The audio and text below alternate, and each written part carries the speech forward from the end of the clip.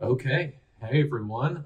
This is Justin Keating down here at Fort Oglethorpe and Flintstone United Methodist Churches, and happy to bring you today's DBR as I'm filling in for Keith this week. And I think he's about to go on the teacup ride again, and he might regret the funnel cake that the extra helping of funnel cake that he had while he's down there having a good time at Disney World. But today our reading is from Hebrews. It's from chapter 2, verses 5 through 9. So it starts like this. You see, God didn't place the world to come, which is what I'm writing about, under the control of angels. Someone has spoken of it somewhere in these terms.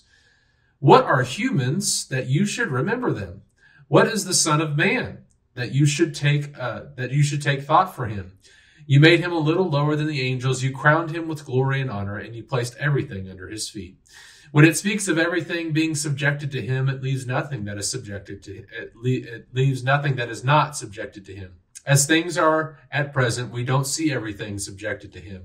What we do see is the one who was, for a little while, made lower than the angels, that is, Jesus, crowned with glory and honor because of the suffering of death, so that by God's grace, he might taste the death on behalf of everyone. And so we have this interesting passage here, but I get to that passage which talks about the insignificance of humanity, and it's a quote and a play from Psalm 8, where King David asked the same question: God, why would you think of humanity who's so insignificant? And so here's the play again, and here recently we've with all the release of the UFO footage, we're kind of left to wonder about our existence in the universe again, with the idea that there might be some kind of intelligent beings visiting us out there, and whether they're aliens or not, though they are unidentified flying objects. But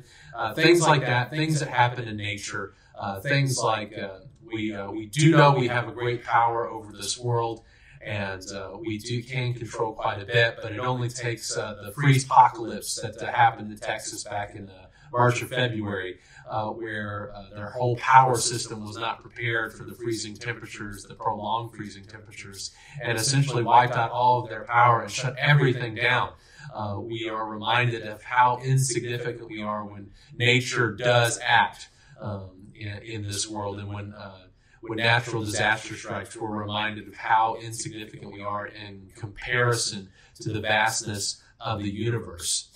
But what God says here is that in his coming kingdom, when in the things to come, it will be indeed humanity who rules over the kingdom. But we get this interesting play in the passage, and I chose this particular translation because the passage in verse 6, where we're talking about what are humans that you should remember them, the second part there, the second human in that is actually translated as singular. And so we see this shift from humanity to a single human. And what I often try to communicate and convey to my folks is that Jesus is the truest of humans. We often think of humanity as being insignificant, if you will, and humanity just being weak, humanity not being able to live up to the task. But that is not how God originally created us. And so I encourage people to think that we are more incomplete humans, and that God is looking to remake us into our true humanity. And so he sent Jesus, who lived the true human life, who lived the life that we were created to live. And so, in essence, Jesus is the truer human than we are. And so we don't often like to think of that as humanity actually being greater than humanity is. But Jesus was the complete human, and that complete humanness is what God is looking forward to place over his coming kingdom. And the great news that we can celebrate here is that even though we cannot see already what's put under Jesus' feet, we cannot see that completely now because we can just turn on the news and see all the bad things going on in the world. We can know that we are being invited when God does bring the new heaven and the new earth together, that we will be put in charge and in control of that creation that God has. And even now, we have our representative in Jesus, who is the true human, who is already reigning, who is already Lord. And he is inviting us to live into that true humanity that he has already put on, that he has already tasted that death, that he has already tasted our death, that we don't have to, that we can have hope that we don't have to taste that death permanently.